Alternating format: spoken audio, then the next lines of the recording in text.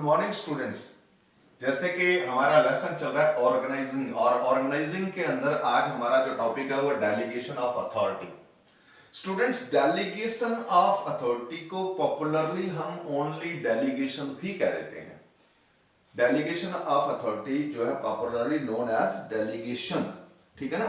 और it is the important part of organising. ये organising का बड़ा इंपॉर्टेंट पार्ट है। अगर आप सही ढंग से ऑर्गेनाइज करना चाहते हैं अपने ऑर्गेनाइजेशन को, तो आपको डेलीगेशन करना होगा। तो सुनिए इसके बारे में कि whenever a manager feels excessive workload, जब एक मैनेजर के पास एक्सेसिव वर्कलोड हो जाता है and he is unable to complete all the jobs independently, और वो सारे काम खुद अकेला करने में असमर्थ रहता है, he divide his work among the subordinate, तो वह अपने अधीनस्थों में, अपने अंडर में काम करने वाले लोगों के बीच में काम को बांट देता है। लेकिन केवल ये नहीं कि वर्क को डिवाइड कर दिया बस डेलीगेशन हो गया। Mayor division of work does not guarantee success. For successful completion of job, authority should be given to the subordinate to take decision. आपको क्या करना पड़ेगा, ये अपने वर्कलोड को भी अपने सबऑर्डिनेट को देना पड़ेगा। केवल वर्कलोड ही नहीं बल्कि वर्कलोड के साथ साथ आपको अथॉरिटी भी देनी होगी, तभी जाकर के आपका डेलीगेशन कंप्लीट होता है। यानी कहने के बाद रिस्पॉन्सिबिलिटी के साथ साथ वर्क मतलब रिस्पॉन्सिबिलिटी, और रिस्पॉन्सिबिलिटी के साथ साथ आपको उस रिस्पॉन्सिबिलिटी को कंप्लीट करने के लिए उसे अथॉरिटी भी देनी पड़ेगी। तो अथॉरिटी क्या है student? Authority is the power of taking decision. क्योंकि अगर आप किसी को काम दे देते हैं और जो डिसीजन मेकिंग पावर वो अपने पास रखते हैं, तो ये कंप्लीट डेलीगेशन नहीं होगा। तो इसलिए डेलीगेशन कंप्लीट तभी होता है जब क्या हो कि वर्क भी हो और इसके साथ साथ उसके पास अथॉरिटी भी हो। So division of work and assigning authority for the successful of work performance is called delegation of authority. And ये जो डेलीगेशन ऑफ अथॉरिटी है, इसको पॉपुलरली हम क्या बोल देते हैं? डेलीगेशन ही बोल देते हैं, ओनली डेलीगेशन। तो अब डेफिनेशन सुनिएगा, डेलीगेशन की डेफिनेशन क्या है? Delegation of authority mean assigning work to others and giving them authority to do it। Work देना और उस वर्क को कंप्लीट करने के लिए अथॉरिटी देना, ये दोनों जब होगा तभी क्या होगा? आपका डेलीगेशन होगा। अब हम बात करेंगे कि डेलीगेशन के एलिमेंट्स क्या क्या होते हैं, क्या क्या तत्व होते हैं इसके अंदर। डेलीगेशन के 3 एलिमेंट्स हैं स्टूडेंट्स, और इसके अंदर जो 3 एलिमेंट्स है उसमें पहला एलिमेंट है इसका रिस्पॉन्सिबिलिटी। पहला एलिमेंट है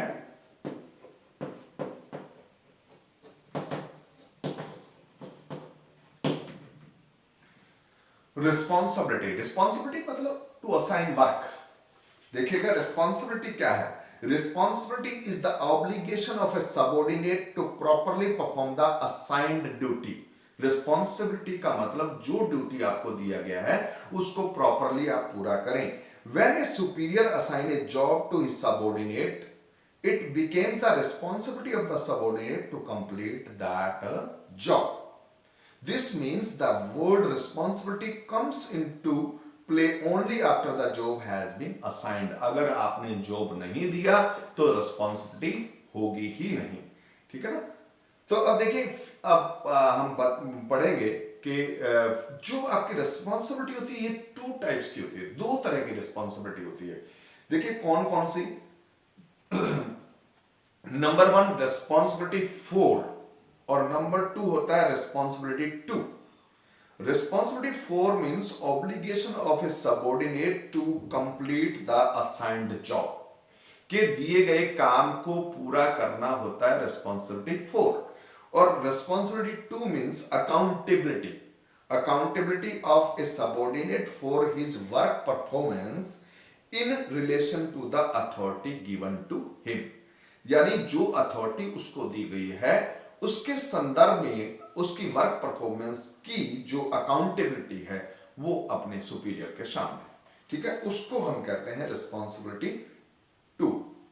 तो अब देखिएगा, ध्यान देंगे, अब फीचर्स, इसके फीचर रिस्पॉन्सिबिलिटी के फीचर्स देखिएगा कि responsibility can be assigned to some other person. Responsibility किसी को डेलीगेट की जा सकती है। नंबर 2, the essence of responsibility is to be dutiful. और इसका सार क्या है कि जिसको रिस्पॉन्सिबिलिटी दिया है उसको जॉब को कंप्लीट करना होगा, ड्यूटीफुल होना होगा।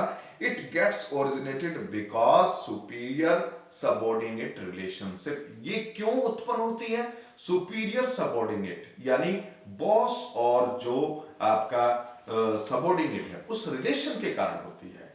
यानी एक उच्च अधिकारी ही अपने जूनियर को रिस्पॉन्सिबिलिटी दे सकता है, इसीलिए ये होती है। इसके बाद ये 3 फीचर थे इसके।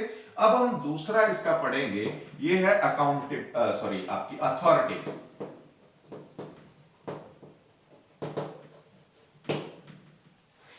अथॉरिटी क्या है? Authority means the power to take decision. निर्णय लेने की जो क्षमता है, पावर है, उसको क्या कहते हैं? अथॉरिटी कहते हैं। Decision can be related to the use of resources. किस तरह के डिसीजन? कि क्या रिसोर्सेज आप यूज करेंगे, एंड टू डू और नॉट डू द समथिंग, कोई चीज करें ना करें, ये सारे क्या होते हैं आपके authority. Authority mean power to take decision. तो यहां देखिए अथॉरिटी के भी फीचर्स हैं। अथॉरिटी कैन बी असाइंड यानी डेलीगेटेड टू सबऑर्डिनेट या सम अदर्स। दूसरों को अथॉरिटी भी दी जा सकती है, जैसे रिस्पॉन्सिबिलिटी दी जाती है। It is related to the post with a change of post even authority change. यानी जो जो आपकी पोस्ट बड़ी होती जाएगी आपकी अथॉरिटी भी बढ़ती जाएगी, और इसके विपरीत जो अथॉरिटी कम होती जाती है। It makes implementation of decision possible. इससे डिसीजन लेना आपका पॉसिबल हो पाता है। Authority is the key to a managerial job. एक मैनेजरल जॉब की ये जो है एक तरह से सफलता की कह सकते हैं चाबी है। Because A post without authority can not B managerial post. Manager हो ही नहीं सकता अगर आपके पास अथॉरिटी नहीं है।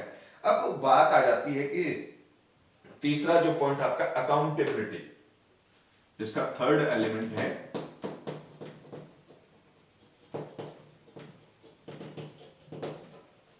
अकाउंटेबिलिटी, जिसको हिंदी में जवाबदेही भी कहा जाता है या रिस्पॉन्सिबिलिटी टू भी कहा जाता है। तो देखिए अकाउंटेबिलिटी क्या है? कहता है accountability means the answerability of the subordinate to his superior. ये एक तरह से सबऑर्डिनेट की सुपीरियर के प्रति आंसरेबिलिटी है to his superior for his work performance. अपने जो वर्क परफॉर्मेंसेस के कारण जो उत्पन्न होती है। In other words when a superior assign job और the responsibility to his subordinate simultaneously he gives authority to them which makes worker accountable to their superiors for the work performance। कि अगर एक सुपीरियर रिस्पॉन्सिबिलिटी और authority दे देता है तो जो subordinate है वो अकाउंटेबल होता है किसके प्रति? अपने बॉस के प्रति। इसके भी फीचर सुनिए।